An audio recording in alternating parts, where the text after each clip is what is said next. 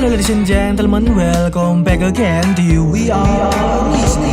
Terima kasih buat kalian yang sudah mengklik video ini dan enjoy the story. Dan gak usah berlete-lete lagi, langsung aja kita lanjutkan alur cerita Legend of Martial Immortal episode 55.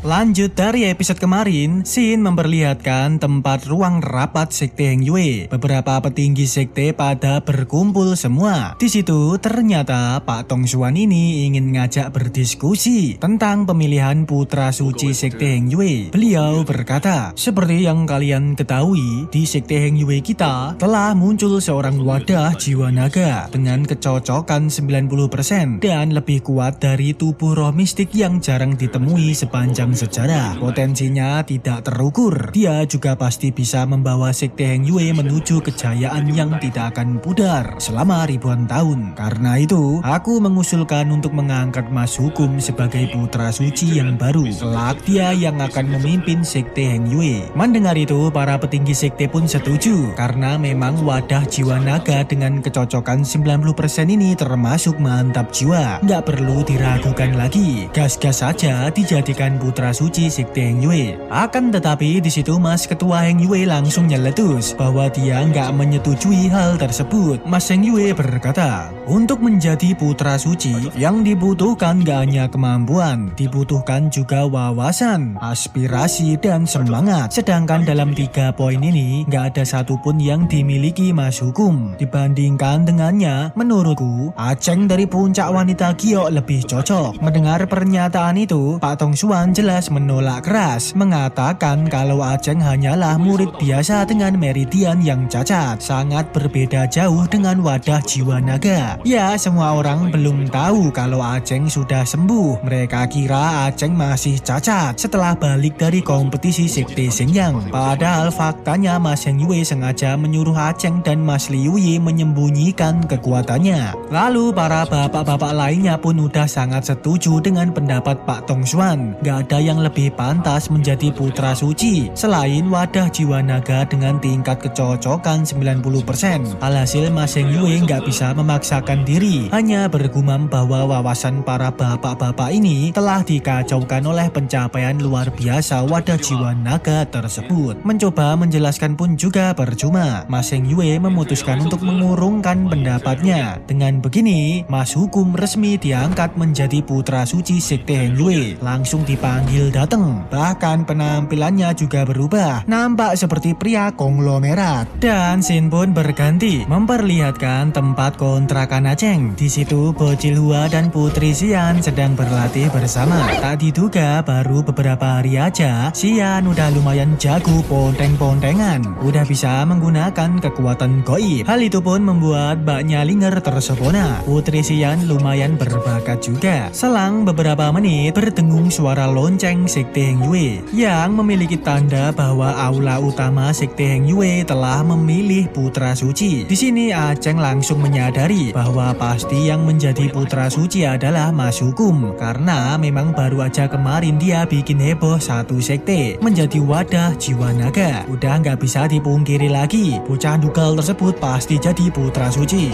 Mengetahui ini, Mbak Nyalinger tambah khawatir dengan keselamatan Aceng. Mas Hukum menjadi putra suci, kelakuannya pasti semakin petita-petiti. Mungkin akan bertambah barbar untuk menyerang Aceng kapanpun. Namun Aceng mencoba menenangkan gurunya untuk gak perlu khawatir, mengatakan bahwa dirinya gak takut sama Mas Hukum. Lalu di situ Aceng berinisiatif ngajak jalan-jalan Mbak Nyalinger supaya gak kepikiran tentang kelakuan Mas Hukum, menghindari kehadiran Mas Hukum yang selalu bikin onar. Aceng ngajak kencan Mbak Nyalinger menuju ke festival pasar malam di dunia manusia. Bocil Hua dan Putri Xian pun juga diajak sekalian. Kasihan juga nih bocah kalau ditinggal sendirian di kontrakan. Singkat cerita, tibalah mereka di pasar malam dunia manusia. Mereka berjalan-jalan sambil menikmati suasana malam yang syahdu. Begitu juga dengan Bocil Hua dan Xian. Mereka berdua ikut bersenang-senang pacaran keliling pasar malam. Mungkin lagi nyari odong-odong atau kuda muter-muter. Lalu di situ bisa kita lihat tampilan Aceng sedikit berbeda. Ya, rambutnya ini jadi hitam. Dikatakan bahwa Aceng ini udah berhasil membuat cenil penambah usia. Tapi dia hanya ke wujud tersebut saat di luar sekte. Pas balik dia akan tetap kembali ke mode rambut putih, merahasiakan kepulihan kultivasinya. Setelah itu sambil jalan-jalan nyantui, tak disangka di sekeliling mereka banyak banget orang pacaran yang lagi bermesra-mesraan, membuat Mbak Nyalinger sedikit canggung. Hingga akhirnya tak disangka Aceng ini langsung ke mode fuckboy-nya dengan tiba-tiba memberikan tusuk konde Geoponix ke kepala Mbak Nyalinger. Sok-sokan mesra gitu, sampai-sampai membuat Mbak Nyalinger salting. Wah, bisa-bisanya si Aceng ini drill fuckboy andalan.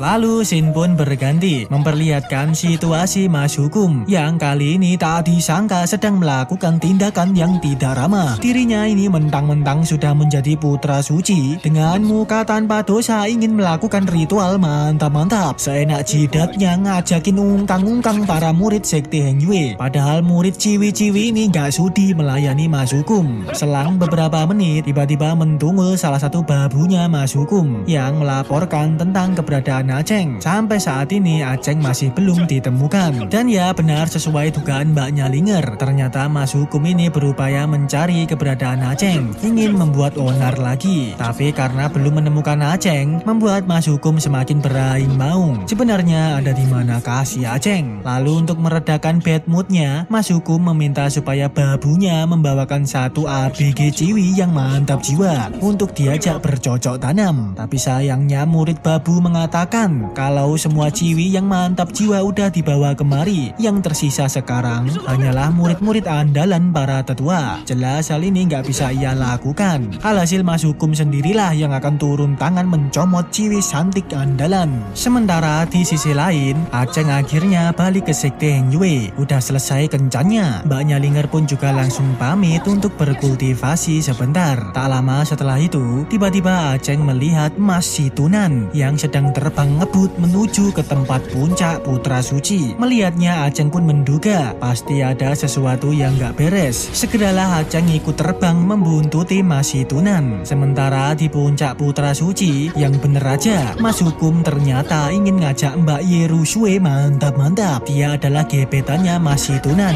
Awalnya Mbak Yeru ini berupaya membela diri, gak sudi diajak ungkang-ungkang sama Mas Hukum. Tapi apesnya kekuatan Mas Hukum sekarang telah meningkat menjadi wadah jiwa naga, memanfaatkan kekuatan tersebut untuk ia gunakan. Beruntungnya belum sampai bercocok tanam, Mas Situnan udah mentungul di TKP. Beraing maung melihat kelakuan Mas Hukum yang bejat, langsung meluncur berupaya ngeponteng-ponteng Mas Hukum. Tapi percuma aja, hasilnya zong. Mas Hukum yang sekarang gak boleh diremehkan. Sekelas Mas Situnan aja sampai mencelat terpukul mundur, gak mampu menyaingi jurus jiwa naga milik Mas Hukum, terdelosorkan di TKP. Pada momen itu, akhirnya pendekar andalan kita mentungul, meluncurkan pedang segede gabannya untuk menggagalkan kelakuan Mas Hukum. Nampak Aceng ini benar-benar murka, berniat untuk menjotosi Mas Hukum sampai modar. Sedangkan untuk Mas Hukum sendiri, dia belum tahu kalau sebenarnya kultivasi Aceng udah pulih. Begitu merendahkan Aceng. Tapi tanpa berlete-lete lagi,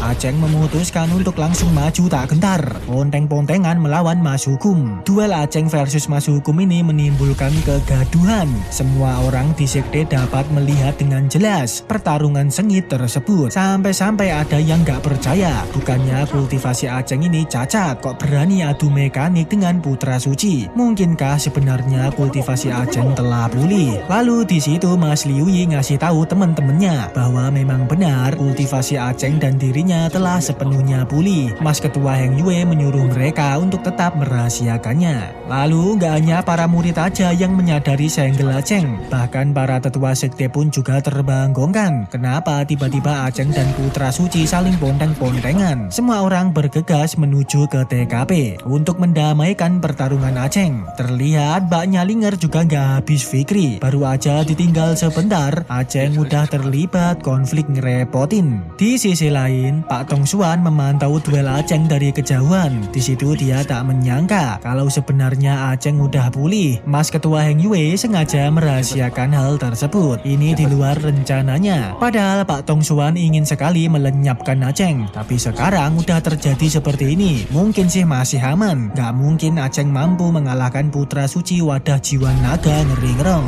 Lalu balik ke situasi Aceng. Terlihat aksi mereka berdua ini menjadi tontonan yang menarik. Berkali-kali Aceng mampu menahan serangan Mas Hukum. Para murid yang melihat hanya bisa terbanggongkan. Langsung menganggap Aceng memang bukan orang sembarangan. Singkat cerita, setelah mereka saling ponteng-pontengan, akhirnya sekarang waktunya untuk adu jurus goib yang lebih ngerong.